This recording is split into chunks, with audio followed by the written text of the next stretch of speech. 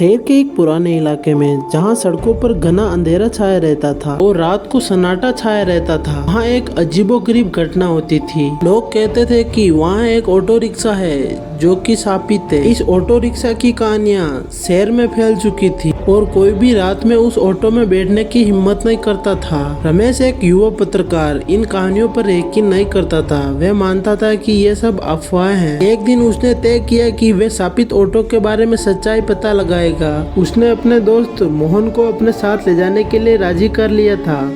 रात के समय जब पूरा शहर सो रहा था, रमेश और मोहन उस रात उस पुराने इलाके में पहुंच गए। वहाँ का माहौल बेहद डरावना था। चारों ओर घना अंधेरा और सन्नाटा था। कुछ ही देर में उन्हें एक ऑटो दिखाई दिया। ये वही शापित ऑटो था जिसके बारे में लोग कहते थे। ऑटो बहुत पुराना और खटारा था। उसकी खिड़कियां टूटी हुई थी और सीटें फटी हुई थी। रमेश ने मोहन से कहा, चलो इस ऑटो में बैठते हैं और देखते हैं कि क्या होता है। मोहन थोड़ा डरा हुआ था, लेकिन रमेश के साथ वो चल पड़ा। दोनों ने ऑटो में बैठकर महसूस किया कि ऑटो का माहौल बहुत ही ठंडा है। तभी अचानक ऑटो का इंजन बिना ड्राइवर के खुद ब खुद चालू हो गया और ऑटो चलने लगा। रमेश और मोहन ने एक दूसरे की ओर देखा और उन लोगों की धड़कन तेज हो गई। ऑटो अपने आप चल रहा था और उन लोगों को पता नहीं कि ये ऑटो कहाँ जा रहा है। कुछ ही देर में ऑटो एक पुराने और वीरान रास्ते पर पहुंच गया।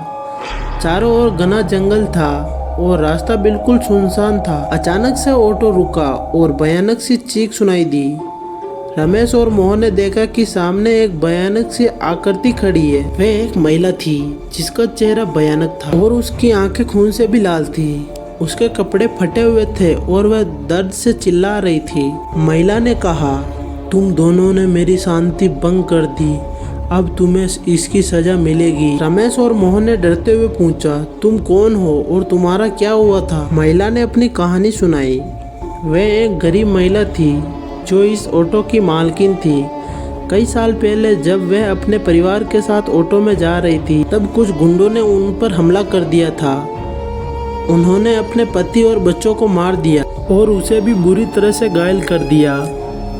उसकी मौत उसी ऑटो में हो गई और तब से उसकी आत्मा उसी ऑटो में भटक रही थी। वह बदला लेना चाहती थी और उसकी आत्मा को शांति नहीं मिल रही थी। रमेश और मोहन ने महिला से कहा कि हम तुम्हारी आत्मा को शांति दिलाने में मदद करेंगे। महिला ने कहा, मेरे परिवार की अस्थियां गंगा में बहा दो, तभी मेरी आत्मा को शांति मिलेगी। रमेश और मोहन ने महिला की बात मानकर उसके परिवार की अस्थियां गंगा नदी में बहा दिया। इसके बाद महिला की आत्मा ने उन्हें धन्यवाद दिया और अदृश्य हो गई। उस दिन के बाद वे शापित ऑटो फिर से कभी वहां दिखाई नहीं दिया। रमेश और मोहन ने साबित कर दिया था कि साहस और सच्चाई के आगे कोई भी डर नहीं टिक। उन्होंने अपनी कहानी लोगों को सुनाई और लोगों का डर खत्म हो गया। इस घटना के बाद रमेश और मोहन की दोस्ती मजबूत हो गई। उन्होंने महसूस किया कि किसी भी समस्या का समाधान हिम्मत और सच्चाई के आगे ढूंढा जा सकता है। और उन लोगों ने ये भी सीखा कि कभी कभी डरावनी कहानियां भी सच्ची होती है। शहर में अब रात के समय में भी सन्नाटा नहीं रहता था और लोग अपने काम में व्यस्त रहते थे।